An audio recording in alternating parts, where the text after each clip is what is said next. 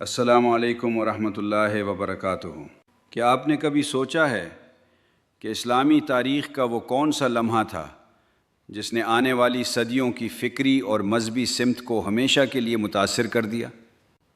ایک تپتا ہوا صحرا، ہزاروں مسلمانوں کا مجمع، رسول اکرم صلی اللہ علیہ وآلہ وسلم کی زندگی کے خری ایام، اور ایک ایسا اعلان جس کی گونج آج بھی دنیا بھر کے مسلمانوں کے درمیان سنائی دیتی ہے۔ یہ ہے غدیر خم۔ سن 10 ہجری رسول اللہ صلی اللہ علیہ وآلہ وسلم اپنا آخری حج یعنی حجۃ الوداع مکمل فرما چکے تھے۔ 1 لاکھ سے زائد مسلمان اس عظیم سفر میں شریک تھے۔ واپسی کے دوران مکہ اور مدینہ کے درمیان ایک مقام آیا جسے غدیر خم کہا جاتا تھا۔ عام طور پر قافلے اس مقام پر نہیں رکتے تھے، لیکن اس دن کچھ مختلف ہونے والا تھا۔ رسول اللہ صلی اللہ علیہ وآلہ وسلم نے حکم دیا جو لوگ آگے نکل چکے ہیں انہیں واپس بلایا جائے، اور جو پیچھے رہ گئے ہیں ان کا انتظار کیا جائے۔ شدید گرمی تھی، صحرا آگ برسا رہا تھا، مگر ہزاروں مسلمان جمع ہو گئے کیونکہ رسول اللہ صلی اللہ علیہ وآلہ وسلم ایک اہم پیغام دینا چاہتے تھے۔ بعض روایات کے مطابق اسی موقع پر قرآن مجید کی یہ آیت نازل ہوئی: یا ایھا الرسول بلغ ما انزل الیک من ربک، اے رسول جو کچھ آپ کے رب کی طرف سے آپ پر نازل کیا گیا ہے اسے پہنچا دیجیے۔ سورۃ المائدہ آیت 67۔ اس آیت کی تفسیر میں علماء کے مختلف آراء موجود ہیں۔ اہل تشیع اس آیت کو غدیر خم کے اعلان سے جوڑتے ہیں، جبکہ اہل سنت کے اکثر مفسرین اسے عمومی حکم قرار دیتے ہیں۔ لیکن اصل سوال یہ نہیں کہ آیت کا مفہوم کیا تھا، اصل سوال یہ ہے کہ غدیر خم میں کیا ہوا۔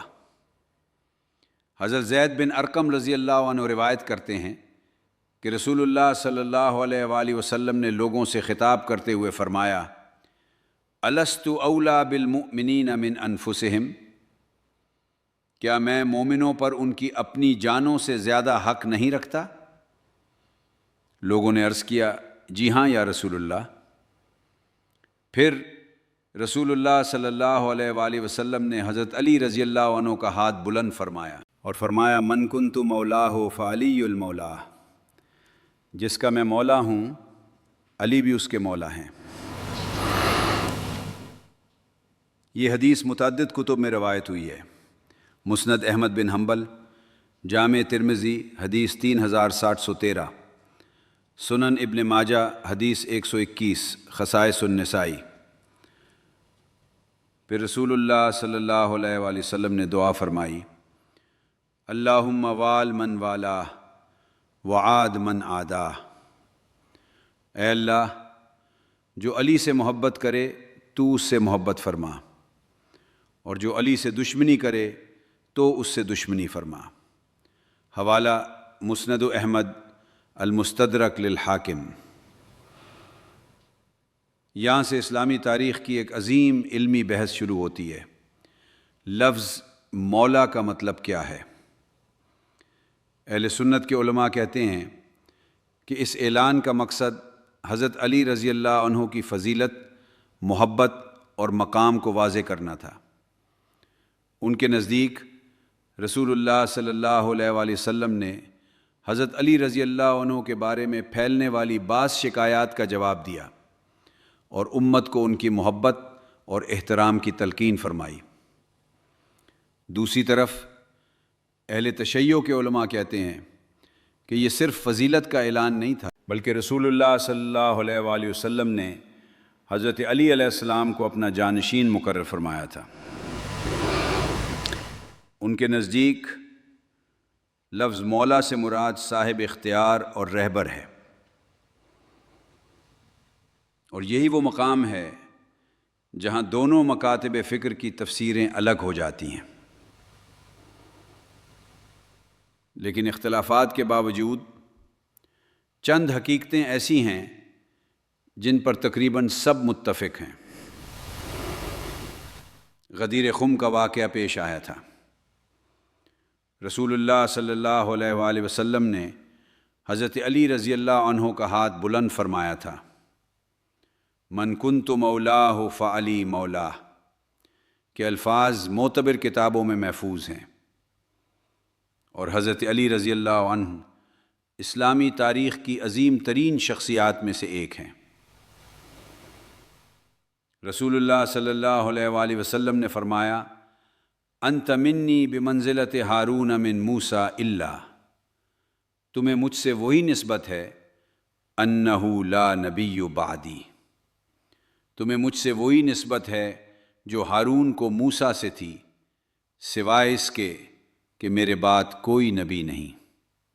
صحیح بخاری 3706، صحیح مسلم 2404۔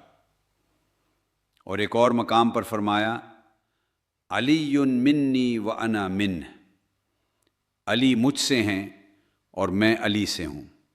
جامع ترمذی 3712۔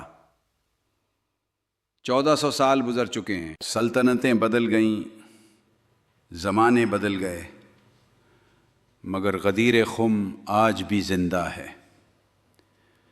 کیونکہ یہ صرف ایک تاریخی واقعہ نہیں بلکہ ایک ایسا لمحہ ہے جس نے اسلامی تاریخ کے سب سے اہم سوالات کو جنم دیا۔ اہل سنت اور اہل تشیع اس واقعے کی تشریح میں اختلاف رکھتے ہیں، لیکن دونوں اس بات پر متفق ہیں کہ حضرت علی رضی اللہ عنہ رسول اللہ صلی اللہ علیہ وآلہ وسلم کے قریبی ترین اہل بیت میں سے تھے، علم کے سمندر تھے، شجاعت کی علامت تھے، اور اسلام کے روشن ترین ستاروں میں سے ایک تھے۔ اللہ تعالی ہمیں علم کے ساتھ تحقیق کرنے، اختلاف کے باوجود احترام قائم رکھنے اور حق کو سمجھنے کی توفیق عطا فرمائے، آمین۔ والسلام علیکم ورحمۃ اللہ وبرکاتہ۔